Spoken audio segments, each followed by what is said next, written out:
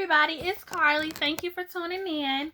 We are talking about being abstinent. I am going to tell you how you can successfully be abstinent, and I'm going to tell you why you should be abstinent.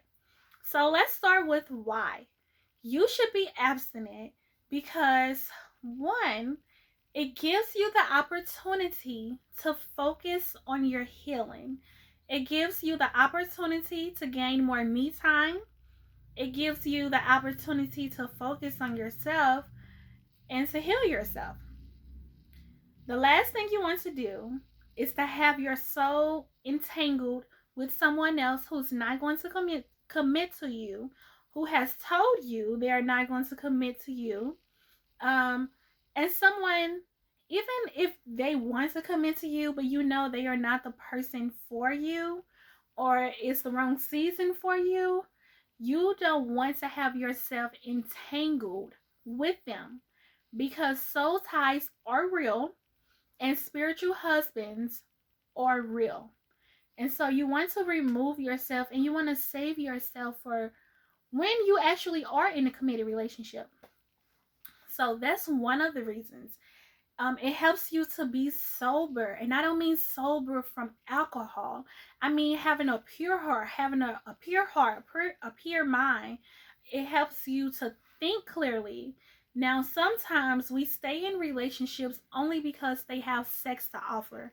They don't have conversations to offer. They don't have anything else to offer except for sex.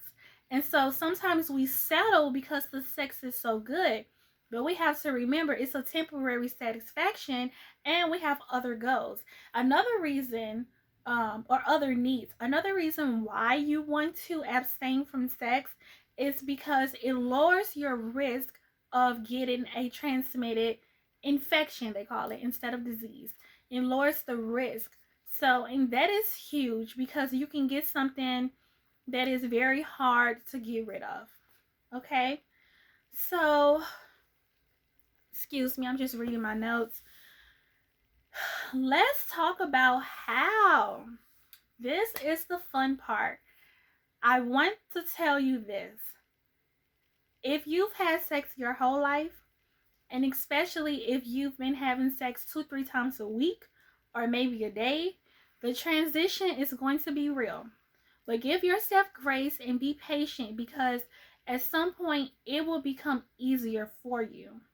I like to think of this as when you are, like when you're about to go on a diet and you start cutting back food. So you may cut off sweets.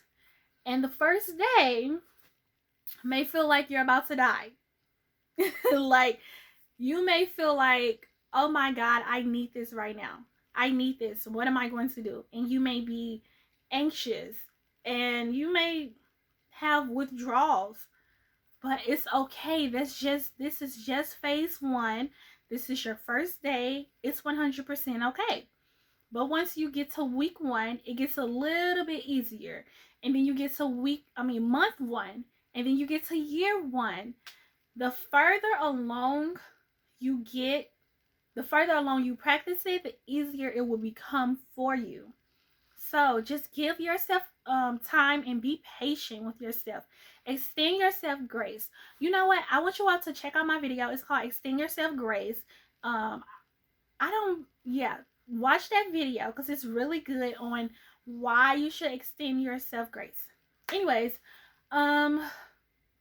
okay, let's talk about how you can successfully be abstinent. The first thing that you want to do is you want to get a sheet of paper and write down why you are being abstinent. Now, I gave you 3 reasons. You can come up with other reasons of your own. Maybe you want to save yourself. Maybe you just don't like it anymore, or whatever the case may be. Just write down those reasons. Put that in your Bible. Another thing I want you to do, I want you to go on the, or you don't have to put it in your Bible. You can put it wherever you want. Just make sure it's close by. Go on the internet. I want you to print out affirmations about purity, about innocence, and I want you to print that out and put it in the same place that you have why you are abstinent. Okay? So this is setting you up for success. And it's all gonna come together at the end.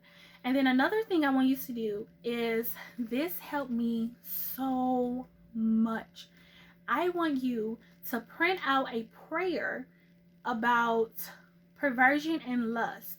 So you're asking God to remove perversion from you, to remove lust from you, to take it out of your being, take it out of your mind, take it out of your heart. You're asking God to remove it.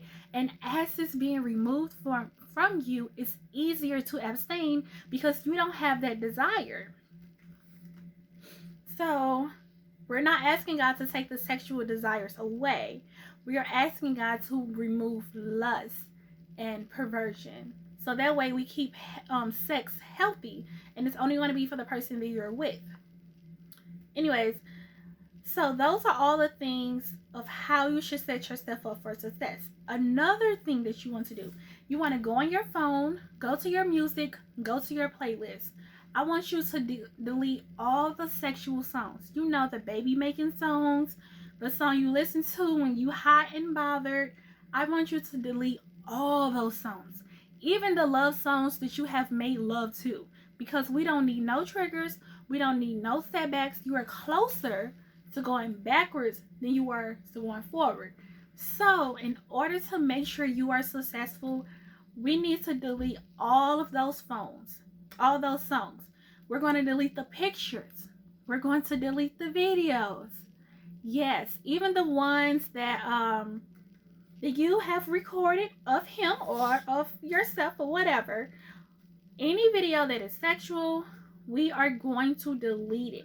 Okay?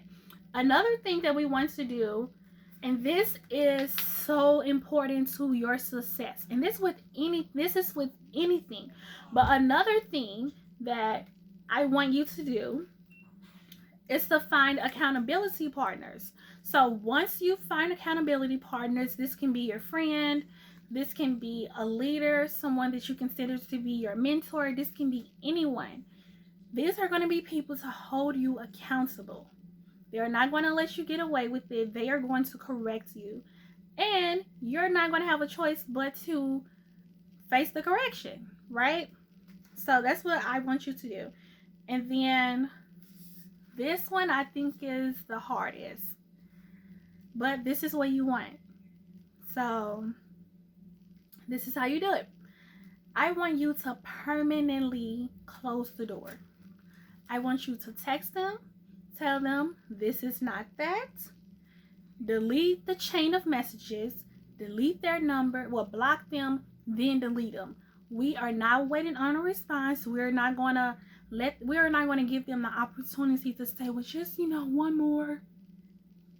No, because we are weak. We cannot afford that.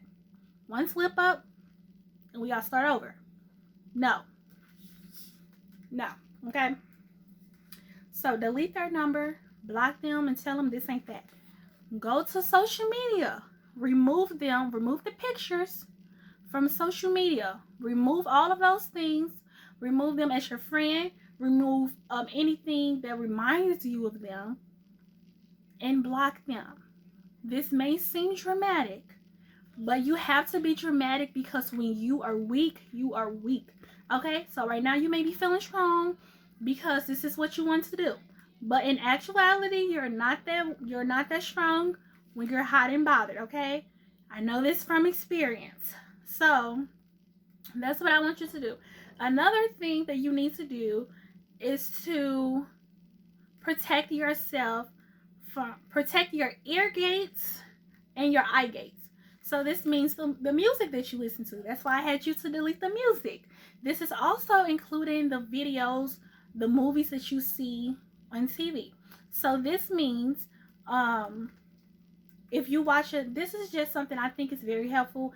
Say you're watching a movie and you see someone kiss. Turn your head, okay? Because that could be a trigger for you. We don't need no triggers. We cannot afford that. Turn your head, okay? If you see somebody giving each other the googly eyes, turn your head, okay? We don't need no triggers. We trying to be pure out here, and the transition is real. Okay. Another thing that I want you to do is I think this is obvious. No porn. Okay? No porn. There should be no engaging in any sexual activities. This includes playing with yourself. You're going to have to find a way to not do it. But this includes satisfying yourself as well. That's a no, because that's also a trigger. Next thing you know, your body's stimulating, you start producing stuff down there. We don't want that, okay? We are abstaining from all forms. This includes oral. You cannot give or receive. Abstain from all sexual contact, okay? So on Facebook, sometimes we have people who post, it's a mood, and they'll post like sexual positions. We want to avoid them. Keep scrolling. Or you can remove them. That's fine. That's even better. But just, you want to keep avoiding. Do not engage. Do not engage. Okay? The last thing I want to leave you with is what to do when you actually do get hot and bothered.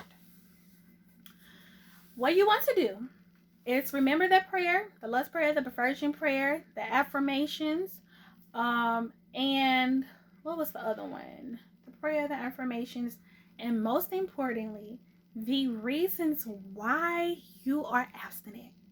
When you get hot and bothered, remember I told you to put it in your Bible? This is going to convict you, okay? Because according to the Bible, you shall only have sex if you're married. This is going to give you conviction. So, but if you put it anywhere else, that's fine too. As long as you have it, I feel like that's the most important thing. As long as you have it, it's the most important thing. But I hope I helped you all. Let me know. I know the struggle is going to be real, but tell me if any of this resonated with you, and if you have any tips, please leave that comment below. Share this with someone who's in the transition, who needs help, and tell me how it goes, okay? I know this is a very touchy kind of or personal conversation, but listen, we're in this together. Anyways, thank you all so much for watching this video. Make sure you share and you like and subscribe. Thank you. Bye-bye.